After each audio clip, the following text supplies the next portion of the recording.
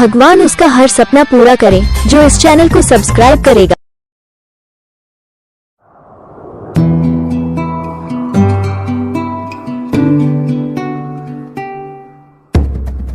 तारा तुरंत पलटकर पूछती है, क्या मजबूरी थी आपकी यामिनी दीदी जो आपने वो सब किया? यामिनी तारा के सवाल का जवाब देते हुए कहती है, तुम तो जानती ही हो तारा बेटी, युग बाबू मुझसे कितना प्यार करते हैं। तुम्हें लगता है अगर मैं उन्हें बताती कि मैं उस काले साए का अंत करने जा रही हूँ तो वो मुझे अकेले जाने देते? तारा चुप खड़ी रहती है। तारा की आंखों में देखकर यामिनी समझ जाती है कि उसका क्या जवाब था। यामिनी अपनी बात को आगे जारी रखते हुए कहती है, कभी नहीं जाने देते, बल्कि वो क्या, उनके दोस्त भी मेरा साथ नहीं छोड़ते। वो लोग भी मेरे साथ उस काले साए का अंत करने चलते, और वो काला साया बहुत खतरनाक है। कई काली शक्तियां हैं उसके पास। मैं अपने साथ साथ उन सब की जान को खतरे में नहीं डाल सकती थी, इसलिए मैंने वो सब किया, वरना युग बाबू और उनके दोस्त कभी मेरा साथ नहीं छोड़ते, मेरे साथ ही रहते। तारा खामोशी रहती है। यामिनी तारा की आंखों में देखते हुए कहती है, तारा बेटी, क्या तुम्हें भी लगता है मैं बुरी हूँ? मैं भी बाकी डायनों की तरह ही हूँ जो सिर्फ अपने बारे में सोचती है। तारा यामिनी की आंखों के आंसू पोंछते हुए कहती है, नहीं यामिनी दीदी, आप डायन थोड़ी हो, आप तो देवी हो। देवी देवी ही तो इंसानों को बचाती हैं, और आपने भी तो युग भैया और उनके दोस्तों को बचाने के लिए ही वो सब किया था। यामिनी खुश होते हुए कहती है, नहीं तारा बेटी, देवी मैं नहीं तुम हो, तुम खुद ईश्वर की शक्ति का अंश हो। यामिनी अपनी जगह से खड़े होते हुए तारा से कहती है, अब हमें चलना चाहिए, वक्त निकलते जा रहा है, अब हमें और देर नहीं करनी चाहिए। तारा तुरंत पूछ बैठती है, हम कहाँ जा रहे हैं यामिनी दीदी? यामिनी तारा का हाथ पकड़ते हुए कहती है, तुम चलो, मैं तुम्हें रास्ते में बताती हूँ। अगले ही पल यामिनी और तारा वहाँ से निकल जाते हैं। रात हो चुकी थी और यामिनी तारा को कहीं और नहीं बल्कि उसी दैवीय झरने के पास लेकर आई थी जो युग और उसके दोस्तों ने मिलकर ढूंढा था। इस वक्त तारा और यामिनी उस झरने के पास ही बैठी हुई थी और उनकी आंखों के सामने दैवीय शिवलिंग था। बहते हुए झरने से सफेद रोशनी निकल रही थी, जिस कारण लग ही नहीं रहा था कि रात हो चुकी है। जंगल में होने के बावजूद तारा और यामिनी के आसपास काफी रोशनी थी, इतनी रोशनी कि उन दोनों को आसपास की चीजें एकदम क्लियर दिखाई दे रही थी। तारा अपने आसपास की जगह को देखते हुए कहती है, ये जगह कितनी सुंदर है यामिनी दीदी, पर मेरे एक बात समझ नहीं आई। यामिनी पूछती है, क्या तारा बेटी? तारा पलट कर कहती है, यही यामिनी दीदी कि आप मुझे अभी यहाँ पर लेकर क्यों आई हैं? हमें तो ग्रेवयार्ड कोठी जाना चाहिए था ना, उस काले साए का अंत करने के लिए। यामिनी तारा के सवाल का जवाब देते हुए कहती है, हाँ तारा बेटा, जाना तो चाहिए था, पर। इतना कहकर यामिनी खुद चुप हो जाती है। तारा यामिनी को फोर्स करते हुए पूछती है, पर क्या यामिनी दीदी? यामिनी अपनी बात को आगे जारी रखते हुए कहती है, पर वहाँ जाने से पहले तुम्हें पूरी तरह तैयार होना पड़ेगा। मैं नहीं चाहती कि हमारा वार इस बार खाली जाए या फिर तुम्हें कोई भी चोट पहुँचे। हमें सब कुछ बहुत होशियारी से और सावधानी से करना है। तारा खामोशी के साथ यामिनी की बात सुनती रहती है, बीच में कोई सवाल नहीं पूछती है।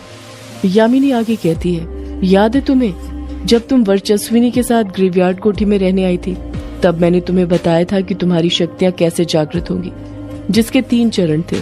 तारा यामिनी को बीच में टोकते हुए कहती है, मुझे अच्छे से याद है यामिनी दीदी, पहला चरण था आत्मविश्वास। आपने कहा था जब तक मेरे अंदर आत्मविश्वास नहीं होगा तब तक मेरी शक्तियाँ कभी जागृत भी होंगी। इंसान के अंदर आत्मविश्वास होना बहुत जरूरी है, उसी के बलबूते पर वो सब कुछ हासिल कर सकता है। जब तक उसे अपने आप पर खुद विश्वास नहीं होगा, स्वयं भगवान भी उसकी मदद नहीं कर सकते हैं। तारा एक लंबी आह भरती है और फिर अपनी बात को आगे जारी रखते हुए कहती है, दूसरा चरण था शांभवी मुद्रा। आपने मुद्रा के जरिए मुझे शक्ति जागृत करना सिखाया था। उसके लिए आपने मुझे एक मंत्र भी बताया था, और वो मंत्र था कुंडलिनी मंत्र। आपने कहा था उसका जाप करते रहना, उसी से तो मेरी शक्तियाँ जागृत होंगी। तारा कुछ याद करते हुए कहती है, और तीसरा चरण था, क्या था तीसरा चरण? मुझे याद नहीं आ रहा, क्या था तीसरा चरण? यामिनी तारा की नादानी पर मन ही मन हंसते हुए कहती है, तुम्हें तीसरा चरण तो तब याद आएगा ना तारा बेटी, जब मैंने तुम्हें तीसरे चरण के बारे में बताया हो।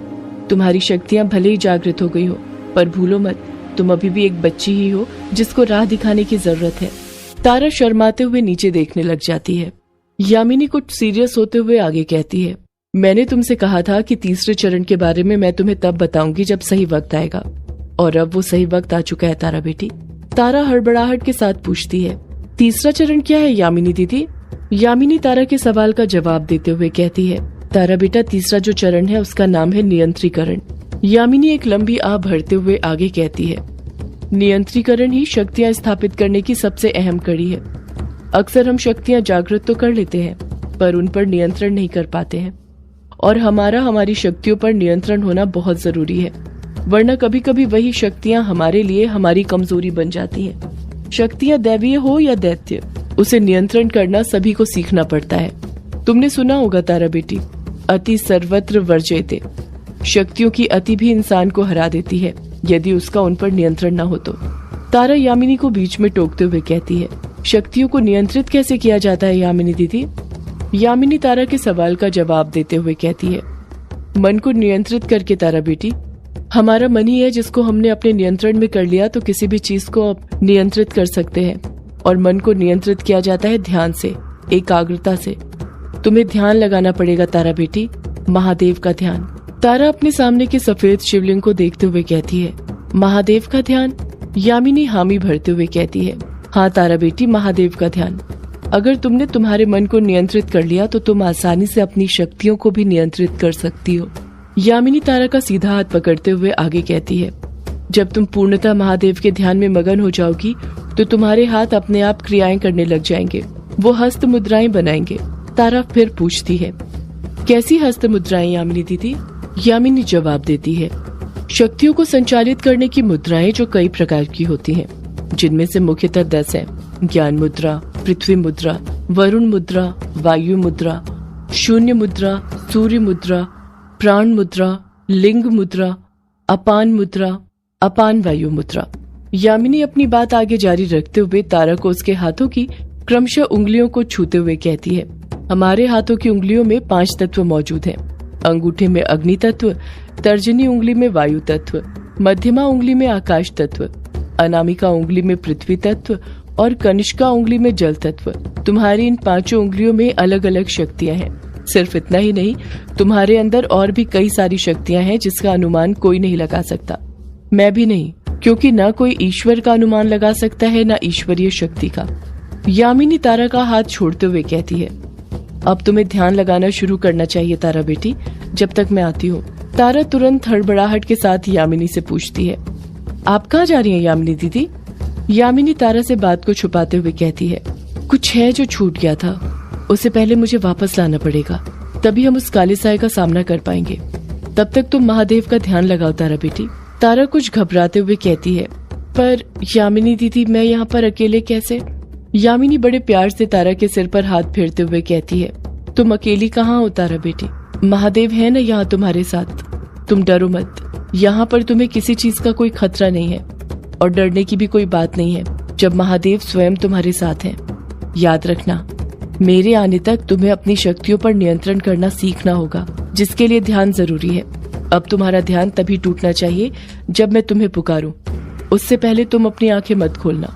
यही तुम्हारी अंतिम परीक्षा है, फिर तुम पूर्णतः तैयार हो जाओगी उस काले साए से लड़ने के लिए। तारा हामी भरते हुए कहती है, हाँ यामिनी दीदी, आपने जैसा कहा मैं वैसा ही करूंगी। इतना कहकर तारा पालथी मारती है, अपने दोनों हाथ ओम की मुद्रा में कर अपने घुटनों पर रखती है और शांभवी मुद्रा में बैठकर एक नजर शिवलिंग को देखते हुए ध्यान में मगन हो जाती है। तारा के ध्यान मगन होते ही यामिनी भी वहाँ से चली जाती है। इस तरफ हवेली के अंदर रात जैसे जैसे गहरी होती जा रही थी, उसी के साथ खामोशियां भी गहरी होती जा रही थी। शालिनी के शरीर का दाह संस्कार सूरज ढलने से पहले ही कर दिया गया था। युग ने ही उसकी देह को अग्नि दी थी। सभी कमरों के अंदर मातम छाया हुआ था। युग कुछ देर अकेले रहना चाहता था, इसलिए सभी ने उसे इस वक्त अकेला छोड़ दिया। कायर और कछुआ, अमोदिता, वंदना और रजनी के साथ थे और डायना इस वक्त अभिमन्यु के कमरे के अंदर थी। अभिमन्यु बेहोश था, उसे अभी तक होश नहीं आया था। डायना की आंखें अभिमन्यु के लिए अश्कों से भरी हुई थी। अभिमन्यु के पूरे सीने पर सफेद पट्टी बंधी हुई थी। उसके हाथ में सीरिंज लगी हुई थी जिससे ग्लूकोज उसके शरीर के अंदर जा रहा था। उसे ग्लूकोज की बोतल चढ़ी थी। डायना अभिमन्यु की हालत देखते हुए रोते हुए खुद से कहती है, ये क्या हो गया अभी तुम्हें? अपनी आंखें खोलो अभी। मैंने कहा था ना, इतना भी अपने दोस्तों के बारे में मत सोचो कि खुद को चोट पहुंचा लो। जरा देखो क्या हो गया है। मुझसे तो तुम्हारी ये हालत देखी भी नहीं जा रही। अपनी आंखें खोलो अभी। यही सब बोलते हुए डायना मन ही मन रोते जा रही थी। प्यार में आंसू तभी गिरते हैं जब हम उस प्यार को अपने आप से दूर जाते हुए देखते हैं। कहीं न कहीं डायना भी अभिमन्यु को अपने आप से दूर जाते हुए देख रही थी, जिस कारण वो बस रोते जा रही थी। डायना रो ही रही थी कि तभी उसकी नजर उसके बगल में रखे एकास्त्र पर पड़ती है। उसे याद आता है कि एक वक्त था जब उसके हाथ में एकास्त्र था। वो चाहती तो अभिमन्यु को यामिनी से बचा सकती थी, पर उसने एक कोशिश तक नहीं करी थी, बस अभिमन्यु को तड़पते हुए देखते रही थी। डायना अपने आप पर गुस्सा होते हुए खुद से कहती है, सब गलती मेरी है। मैं चाहती तो यामिनी को रोक सकती थी, पर मैंने एक कोशिश तक नहीं की। मैं इतनी डरपोक कैसे हो सकती हूँ? क्यों मैंने कोई मंत्र नहीं पढ़ा? हो सकता है वो काम कर जाता, पर नहीं, मैं बस सब कुछ होते हुए देखती रही। उन्होंने सही कहा था, मैं डायन कहलाने के लायक ही नहीं हूँ। डायन के नाम पर कलंक हूँ मैं, कलंक। डायना बार बार अपने आप को कोसते जा रही थी। उसे अभी भी यही लग रहा था कि अभिमन्यु की इस हालत की जिम्मेदार वो खुद है। अगर उसके अंदर यामिनी से लड़ने की जरा सी भी हिम्मत होती तो आज अभिमन्यु की ये हालत नहीं होती। डायना अभिमन्यु को देखते हुए खुद को कोस ही रही थी कि तभी उसकी आंखों के सामने वो दृश्य चलने लग जाते हैं जब अभिमन्यु हवा में लटका हुआ था और यामिनी उसे नाखून लगाकर तड़पाए जा रही थी। डायना के कानों में अभिमन्यु की दर्द से कराहती हुई आवाजें गूंजने लग जाती हैं। उसे बार बार अभिमन्यु के तड़पने की चीखें सुनाई दे रही थी। वो दोनों हाथों से अपने कान बंद कर लेती है, तब भी उसे अभिमन्यु के तड़पने की चीखें सुनाई दे रही थी। डायना के दिल में अभिमन्यु के कराहने की आवाजें बस गई थी। आंसुओं में से जब किसी अपने के दर्द की आवाजें आने लगती हैं, तो वो आंसू बदले की आग का रूप ले लेते हैं, और वही बदले की आग इस वक्त डायना के आंसू ने ले लिया था। उसके दिल में यामिनी के लिए बदले की भावना बढ़ने लग गई थी। डायना खुद से बड़बड़ाते हुए कहती है, मैं उस यामिनी को छोड़ूंगी नहीं। जिस तरह उसने मेरे अभी को तड़पाया है, उसी तरह मैं उसे तड़पाऊंगी। एक डायन अपना बदला कभी नहीं भूलती है, मरने के बाद भी नहीं। और मैं भी उस यामिनी से अपना बदला लेकर रहूंगी। जिस तरह मैं रोई हूँ अपने अभी के लिए, उसी तरह वो भी रोएगी अपने प्रेमी के लिए, युग के लिए। मैं इन दोनों को ही नहीं छोड़ने वाली। मेरे अभी की इस हालत की जिम्मेदार जितनी ये यामिनी है, उससे कहीं ज्यादा वो युग है।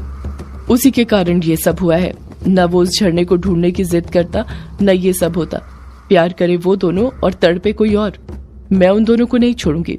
बदला तो मैं लेकर रहूंगी, अपने अभी का बदला। और ये एक डायन का प्रण है, मेरा प्रण। इतना कहकर डायना अपनी नागिन की तरह लहराती लंबी चोटी को आगे करती है। उसमें से एक बाल तोड़कर उसको गोल गूंथती है और उस गुथे हुए बाल को अपने हाथ की मुट्ठी में बंद करते हुए मन ही मन कोई सा मंत्र पढ़ने लग जाती है। डायना की आंखों में एक आग थी, बदले की आग, जो कि यामिनी और युग के कारण पैदा हुई थी। डायना कसम खा रही थी, युग और यामिनी से बदला लेने की कसम। डायना अक्सर इसी तरह कस्में खाती थी, अपना खुद का बाल तोड़कर। जब डायना का मंत्र पढ़कर खत्म हो जाता है और वो अपनी मुट्ठी खोलती है, तो हम देखते हैं कि उसका बाल उसके हाथ में ही जल गया था। डायना गुस्से के साथ बाल के जले हुए ऐश को देखते हुए कहती है, मैं युग और यामिनी को जलाकर इसी तरह खाक कर दूंगी। अपने अभी का बदला उन दोनों से लेकर रहूंगी, चाहे कुछ भी हो जाए। ये मेरी कसम है। सदियों से है पुरानी, ये है यक्षिणी की कहानी। यक्षिणी एक आग है, यक्षिणी तेरा ख्वाब है।